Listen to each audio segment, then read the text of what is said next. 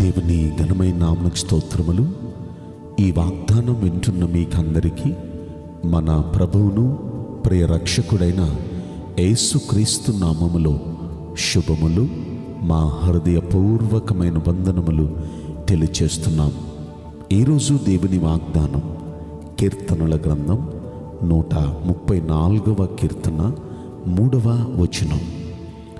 భూమి ఆకాశములను సృష్టించిన యెహోవా సియోనులో నుండి నిన్ను ఆశీర్వదించునుగాక. ఆమేన్. ప్రియ దైవ జనాంగమా, ఈ మంచి వాగ్దానం మంచి దేవుడైన యెహోవా మనందరి పట్ల నెరవేర్చునుగాక. ఆమేన్. ప్రియ దేవుని బిడ్డలారా, మనల్ని ఆశీర్వదిస్తున్న దేవుడు, ఈ భూమి ఆకాశాల్ని సృజించిన దేవుడు, ఆయన పేరు యెహోవా. ఆయన సియోనులో నుండి, అంటే పరిశుద్ధ స్థలములో నుండి, పరలోకములో నుండి ఆయన మనల్ని ఆశీర్వదించబోతున్నాడు. మనల్ని ఆశీర్వదించే దేవుడు, ఈ సకల జగత్తును సృష్టించిన సృష్టికర్త అయిన యెహోవా. ఆయన పరలోకము నుండి మనలో ప్రతి వ్యక్తిని ఈ పూట ఆయన ఆశీర్వదించబోతున్నాడు. ఆమేన్. అయితే మనం చేయాల్సిన పని ఏంటి? అక్కడ మనం పరిశీలిస్తే పై వచనాలు అంటున్నాడు, మీరందరూ యెహోవాను సన్నుతించుడి. పరిశుద్ధ స్థలము వైపు, అంటే పరలోక పట్టణం వైపు మీ చేతులెత్తి యెహోవాను సన్నుతించుడి. అంటే మనం చేయాల్సిన మొదటి పని, మన చేతులు ఆకాశం వైపు, పరలోకం వైపు ఎత్తి మనం ఆయన్ని సన్నుతించాలి, ఆయన్ని మనం స్తోత్రించాలి. ప్రియ దైవ జనాంగమా, ప్రతిరోజు చేతులు ఆకాశం వైపు ఎత్తి, దేవా మిమ్మల్ని స్తోత్రిస్తున్నాం, మిమ్మల్ని స్తుతిస్తున్నాం, మిమ్మల్ని కీర్తిస్తున్నాం, మిమ్మల్ని సన్నుతి చేస్తున్నాం అంటూ మనం ప్రతిరోజు ఆయన సన్నిధిలో మనం అలా స్తోత్రించాలి. దావీదు దినమునకు 7 సార్లు అలా దేవుని వైపు, పరిశుద్ధ స్థలం వైపు చేతులెత్తి దేవుణ్ణి సన్నుతిస్తూ ఉండేవాడు. అందుకే దావీదుని గొర్రెల దొడ్డి నుండి తీసి ఆశీర్వదించి సింహాసనం మీద రాజుగా కూర్చోబెట్టాడు. దావీదును ఆశీర్వదించిన దేవుడు మనల్ని ఆశీర్వదించబోతున్నాడు.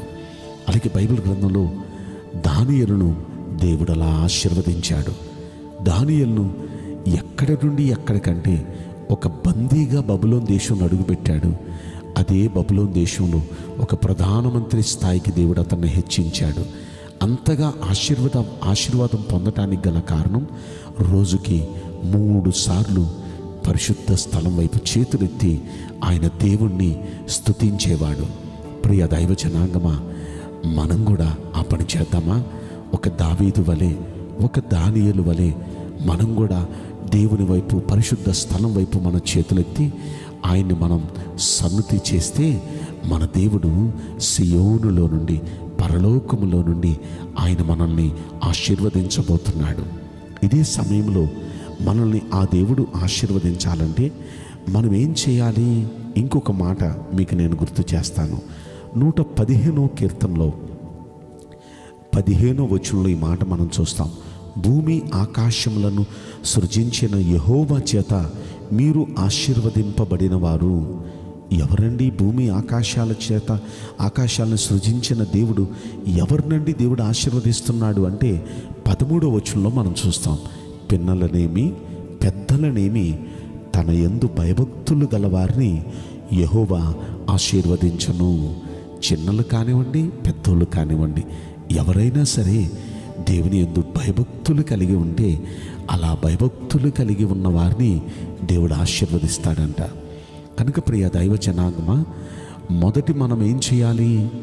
మన 134వ కీర్తనలో మనం చదువుకున్నాం, పరలోకం వైపు మన చేతులెత్తి మనం ఆయన్ని సన్నుతి చేయాలి. రెండవది మనం ఏం చేయాలి? ఈ 115వ కీర్తనలో మనం చదువుకుంటున్నాం, ఆయన యందు భయభక్తులు కలిగి ఉండాలి. ఆయన యందు భయభక్తులు కలిగి ఉంటే చిన్నోళ్ళు అని చూడడు, పెద్దోళ్ళు అని చూడడు. మనం చిన్నవారమైనా పెద్దవారమైనా మనల్ని దేవుడు ఆశీర్వదిస్తాడు. దేవుడు చిన్న పెద్ద, గొప్ప పేద అనే తారతమ్యాలు చూడడు. మనం ఎవరివైనా సరే ఆయనకు భయపడుతూ భక్తి చేస్తే ఖచ్చితంగా మనల్ని దేవుడు ఆశీర్వదిస్తాడండి. అయితే మనం ఆయనకు భయపడుతూ భక్తి చేయటం అంటే ఎలాగా? నిష్ట పెట్టుకొని దేవునికి భక్తి చేయాలండి. దావీదు ప్రతిరోజు రోజుకి 3 సార్లు ప్రార్థన కూడా చేసేవాడు. రోజుకి 7 సార్లు స్తుతించేవాడని ఇందాక చెప్పాను కదా. రోజుకి 3 సార్లు ఒక నిష్టగా దేవుని భక్తి చేసేవాడు. దానియేలు గురించి మీకు మాట చెప్పాను కదా, రోజుకు 3 సార్లు స్తుతించేవాడని. రోజుకు 3 సార్లు స్తుతించడమే కాదు, రోజుకు 3 సార్లు ప్రార్థన చేసేవాడు, భక్తి చేసేవాడు. అంటే దేవుని భక్తి చేయటానికి వీరిద్దరూ సమయం కేటాయించేవారు. రోజుకు 3 సార్లు స్తుతించడం, 3 సార్లు ప్రార్థించి భక్తి చేయటం, అది దానియేలు చేసేవాడు. రోజుకి 7 సార్లు స్తుతించటం, 3 సార్లు ప్రార్థన చేసి భక్తి చేయటం, అది దావీదు చేసేవాడు. ఇలా చేయబట్టే దేవుడు వారిని ఆశీర్వదించాడు. అలాగే మనం కూడా దేవునికి ఒక క్రమం పెట్టుకొని భక్తి చేద్దాం. అలా భక్తి చేయటం వల్ల దేవుడు దావీదును ఆశీర్వదించినట్లుగా, అలాగే దానియేలును ఆశీర్వదించినట్లుగా మనల్ని కూడా ఆశీర్వదిస్తాడు. అయితే భక్తి చేసే మనం ఎలా ఉండి భక్తి చేయాలంట? ఆయనకి భయపడుతూ భక్తి చేయాలి. ఆయన యందు భయభక్తులు కలిగి మనం భక్తి చేస్తే గొప్ప పేద, చిన్న పెద్ద అనే తారతమ్యాలు దేవుడు చూడ్డు. మనం ఎవరివైనా ఆయనకి భయపడుతూ మనం భక్తి చేస్తే ఖచ్చితంగా మనల్ని కూడా దేవుడు ఆశీర్వదిస్తాడు. కనుక ప్రియ దేవుని పిల్లలారా, ఈ 2 పనులు మనం చేద్దామా? చేతులెత్తి పరిశుద్ధ స్థలం వైపు మనం ఆయన సన్నిధి చేద్దాం. రెండవది, ఆయనకు భయపడుతూ మనం భక్తి చేద్దాం. ఇలా చేసి యెహోవా చేత, భూమి ఆకాశాలను సృష్టించిన సృష్టికర్త అయిన యెహోవా చేత మనం ఆశీర్వాదం పొందుదాం. ఈ వాగ్దానం వింటున్న మనందరం అలా చేయడానికి ఒక తీర్మానం చేసుకుందాం. నేను మీకోసం ప్రార్థన చేయబోతున్నాను. పరిశుద్ధుడా, ప్రేమగల యేసురాజా, మీ పరిశుద్ధ బంగారు పవిత్రమైన నామమునకు నిండు మనసుతో కోట్ల కొలదిగా స్తుతులు, స్తోత్రములు, వందనాలు చెల్లిస్తున్నాం. ఈ వాగ్దానం వింటున్న ప్రియులు జీవితంలో దయచేసి సృష్టికర్త అయిన దేవా, వారిని మీరు ఆశీర్వదించండి.